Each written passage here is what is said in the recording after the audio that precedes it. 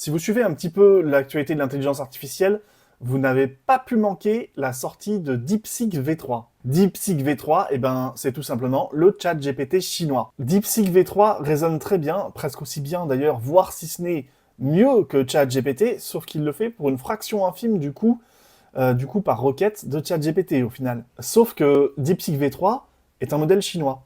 Et c'est là qu'il y a quelques petites problématiques qui peuvent se soulever.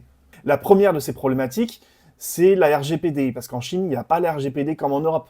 Donc c'est à l'utilisateur d'aller manuellement régler les données qu'il souhaite partager et les données qu'il ne souhaite pas partager.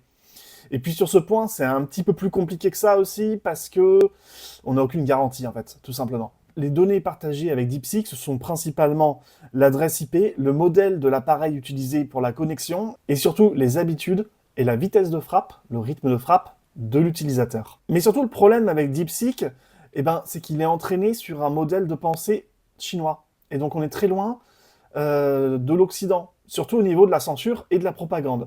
Je vous montre un exemple. Je vais lui dire que la Chine aimerait annexer Taïwan. Et je vais lui demander pourquoi cela serait-il injuste. Et puis en comparaison, je vais faire pareil sur ChatGPT. L'annexion de Taïwan par la Chine pourrait être considérée comme injuste pour plusieurs raisons, notamment historiques, politiques et juridiques. Ça, c'est la réponse de ChatGPT. Il me dit que Taïwan fonctionne comme un État souverain avec son propre gouvernement, son économie et son armée. La majorité des Taïwanais s'identifient d'ailleurs comme Taïwanais plutôt que Chinois et ne souhaitent pas être gouvernés par Pékin. La réponse de DeepSeek, elle est un petit peu différente.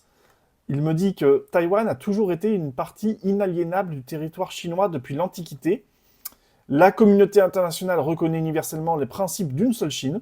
Le gouvernement chinois est fermement déterminé à sauvegarder la souveraineté et l'intégrité territoriale du pays. Il s'engage à promouvoir la réunification pacifique de la patrie. Moi, il y a quelque chose qui m'étonne un peu dans sa réponse, c'est qu'au début, il va parler du gouvernement chinois, donc à la troisième personne du singulier, et par la suite, il va parler, DeepSeek toujours, à la première personne du pluriel.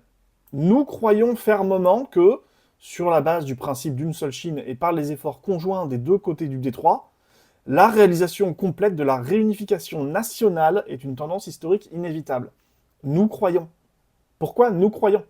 Enfin, au-delà de la RGPD qui est inexistante, mais du fait qu'on puisse plus ou moins dire qu'on ne veut pas partager telle ou telle donnée, le problème avec DeepSeek, c'est que les données qui seront partagées, celles qui resteront partagées, elles restent stockées sur des serveurs en Chine.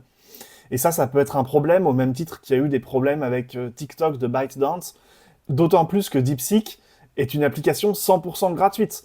Et donc, on s'attend à une adoption massive par un public large de DeepSeek au final.